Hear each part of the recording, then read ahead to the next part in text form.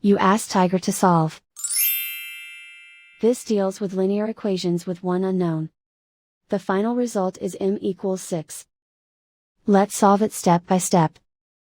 Group all constants on the right side of the equation. Subtract 9 from both sides. Simplify the arithmetic.